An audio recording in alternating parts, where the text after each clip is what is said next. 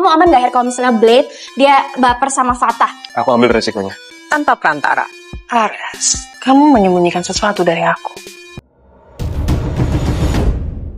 Misi Elite Squad untuk mengungkapkan identitas asli Blade ibaratnya sudah berada di ujung tanduk. Melalui perantara Ibu Anita, dia telah mengirimkan lokasi rumah kontrakan mereka dengan syarat yang mutlak. Valerian harus datang sendiri tanpa perantara jika ingin menjemput Devon. Ada kemungkinan besar dalam waktu dekat ya, Valerian akan nekat pergi secara diam-diam demi menghindari pengawasan Mama Dominic. Jika skenario ini terjadi, Fatah harus berpacu dengan waktu guys untuk menaklukkan Blade sebelum situasi menjadi semakin kacau. Di sisi lain, kecurigaan Cassandra terhadap suaminya Ares yang memilih menginap di kantor kian meruncing. Dominic pun mulai mewaspadai segala hal yang dianggap mulai keluar dari kendalinya, termasuk pergerakan sang nyonya Alferic sepagi itu. Beralih kedua Alferic Senior, pada sesi akhir pembicaraan malam itu, akhirnya Ares mengizinkan permintaan Danuel untuk nanti bertemu dengan Rose dan Zendiara. Karena Ares sangat memaklumin keresahan Danuel yang tahu akan betapa khawatirnya mereka dengan kabar perpindahan Danuel. Namun Ares menyarankan agar pertemuan tersebut harus keduanya yang mendatangi lokasi keberadaan Danuel. Pengaturan ketat ini diambil demi keamanan bersama, sekaligus memastikan Dominic ataupun orang-orangnya nggak mengetahui bahwa rencana liciknya untuk melenyapkan Danuel telah gagal total. Di momen ini pun Ares menyempatkan membahas status pernikahan antara Danuel dan Zendiara yang rupanya mereka ini adalah warga negara asing guys. Meskipun ya dulu mereka menikah di Italia dan kini telah resmi bercerai, Danuel berencana untuk segera mengurus proses rujuk. Langkah ini diprediksi nggak akan sulit lah, mengingat Zendiara masih menyimpan dokumen pernikahan asli mereka dengan sangat baik. Setelah sebelumnya sempat terjadi baku hantam, hal yang biasa terjadi pada kakak adik ya guys, kalau jauhan saling kangen, begitu deket malah berantem. Namun pertemuan tersebut diakhiri dengan pelukan hangat antara dua Alferic tersebut. Keduanya menyadari bahwa meskipun memiliki perbedaan karakter yang kontras, mereka saling melengkapi. Ketenangan Ares menjadi kunci utama dalam meredam berbagai konflik, sementara sikap impulsif Danuel sangat dibutuhkan untuk mengintimidasi lawan. Perpaduan karakter yang ironisnya seolah tercermin kembali pada anak-anak mereka. Mohan yang impulsif seperti Danuel dan Rose yang cenderung tenang seperti Ares. Kemudian Danuel pergi duluan nih, bertolak menuju lokasi persembunyian yang telah disediakan adiknya. Sementara Excellence dari tadi berjaga di luar, segera mengawal Om Ares menuju gedung perkantoran sesuai titik koordinat yang dilacak oleh tim IT. Meskipun luka memar di wajahnya akibat baku hantam dengan abangnya tadi sulit disamarkan, rupanya Ares telah menyiapkan skenario matang saat Cassandra menelponnya. Ares langsung berdalih sedang menangani audit krusial terkait dokumen yang pernah ditandatangani Danuel. Ares sengaja guys membiarkan istrinya yang cerdas itu curiga. Tujuan Ares adalah memancing fokus Dominic agar beralih sepenuhnya untuk mengawasi Cassandra, dengan menciptakan kesan bahwa masalah audit ini sangat gawat hingga ia harus menginap di kantor aja. Ares berhasil meyakinkan Cassandra bahwa ada sesuatu yang besar sedang disembunyikan.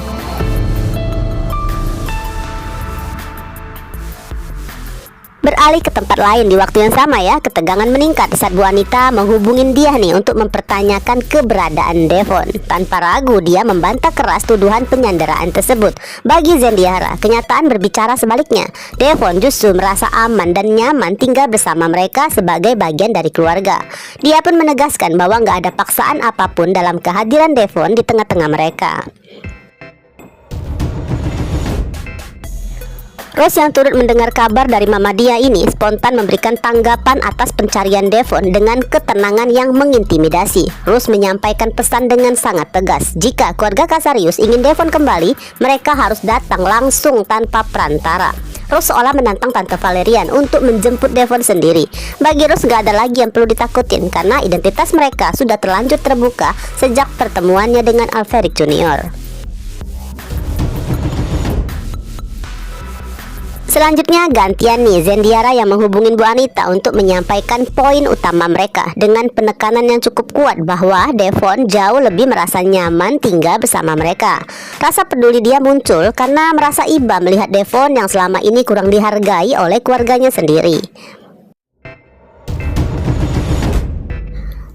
Kabar ini pun segera ya diteruskan Anita pada Valerian. Bagaikan disambar petir mendengarnya, Valerian terkejut mengetahui putra bungsunya jadi begitu akrab, bahkan memilih tinggal bersama pihak yang selama ini diam-diam mereka anggap musuh. Jelas Valerian seakan terjepit dalam dilema besar. Di satu sisi ia takut jika kepergiannya nanti menjemput Devon bisa memicu kemurkaan Mama Dominic. Namun di sisi lain, tanpa keberanian atau kenekatannya, Devon gak akan pernah pulang. Sementara Valerian terus bimbang, Elite Squad mendapatkan tambahan waktu yang sangat berharga untuk melancarkan misi mereka.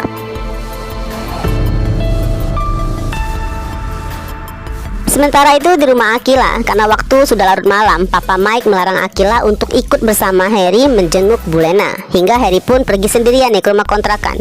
Kedatangannya bertujuan untuk membahas hasil pertemuan antara Fata dan Blade.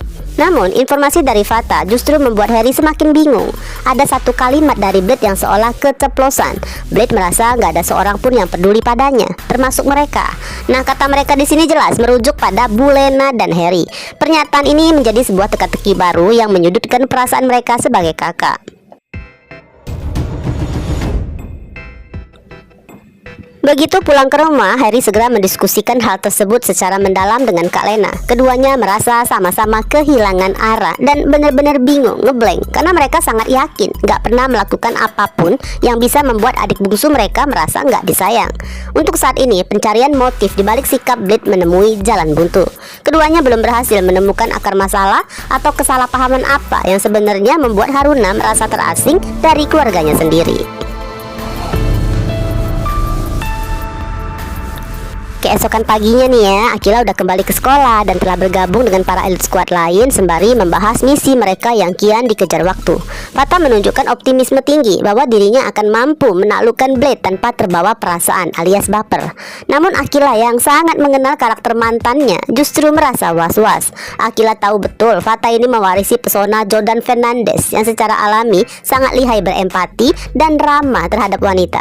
Akila khawatir keramahan Fata yang tampak seperti godaan gak sengaja ya, justru akan membuat Blade beneran jatuh hati. Dan sebaliknya, bisa aja Fata malah terjebak dalam permainan sendiri hingga berpotensi mengecewakan sahabat sedekat nadinya. Menariknya, justru Zara yang menjadi pihak paling percaya diri dan menyatakan keyakinan penuh atas keteguhan perasaan Fata. Rasa penasaran mereka semua kemudian beralih pada Harry. Apakah Harry beneran setuju jika perasaan adik bungsunya yang dipertaruhkan dalam misi ini? Nah, dengan tegas dan sangat yakinnya Harry menyatakan siap menanggung segala risikonya. Bagi Harry lebih baik melihat Blade kembali menjadi Haruna meskipun patah hati, lalu kemudian beranjak pulih alias move on, daripada membiarkannya terus tersesat dalam jalan hidup yang salah hingga hati nuraninya mati. Penjelasan dari Harry menyatukan visi seluruh anggota Elite Squad dong pastinya. Akila pun segera menepis kekhawatirannya. Sedangkan Fata semakin bersemangat untuk melancarkan manuver berdasarkan petunjuk dari Harry nanti, guna meruntuhkan pertahanan mental Blade hingga identitas asli Blade pun akan segera terungkap.